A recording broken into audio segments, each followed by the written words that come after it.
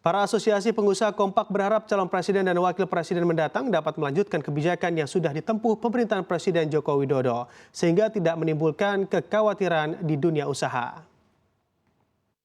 Tiga sosok calon, kita melihat bahwa ini adalah putra-putra terbaik bangsa. Nah, dari kami melihat bahwa yang paling penting adalah keberlanjutan. Bagaimana mempertahankan pertumbuhan ekonomi kita yang bagus, pengendalian inflasi kita yang sangat baik hari ini, dan juga kita jangan lupa bahwa kita terselamatkan dari resesi global. Ini juga harus bisa tetap dipertahankan. Program ketiga-tiganya mempunyai program yang bagus, tapi saya menitik beratkan kepada bagaimana keberlanjutan pemerintahan yang sekarang ini bisa tetap diteruskan. Pemimpin ya, kita berharap memang betul-betul karena seorang pemimpin ya, di dalam struktur kabinetnya itu betul-betul dia harus bisa mampu dan juga bisa menyelaraskan daripada para pembantunya. Saya rasa di Indonesia ini sudah sering ya kita tahu bahwa masalah-masalah yang berhubungan dengan sinkronisasi dan harmonisasi antar kementerian dan lembaga itu susah sekali.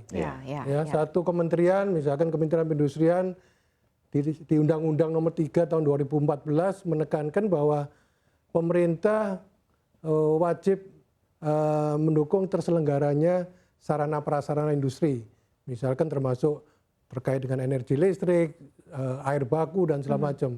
Namun mungkin kementerian yang lain menempatkan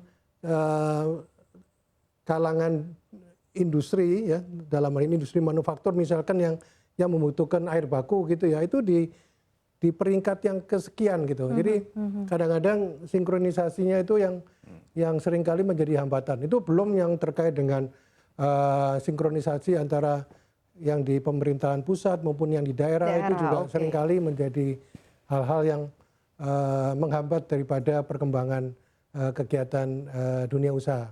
Harus berkualitas.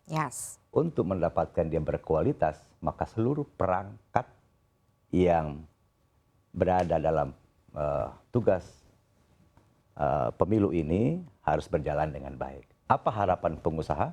Satu. Meski banyak pengusaha yang berharap kebijakan Presiden Joko Widodo dapat dilanjutkan oleh Capres dan Cawapres terpilih pada pemilu 2024, tetapi pakar ekonomi justru memberi peringatan khusus. Para pemimpin ke depan juga tetap wajib untuk belajar mengadopsi kebijakan-kebijakan yang baik di berbagai negara lainnya untuk mendorong pertumbuhan ekonomi serta harus berani untuk melakukan terobosan dan memiliki paradigma yang baru.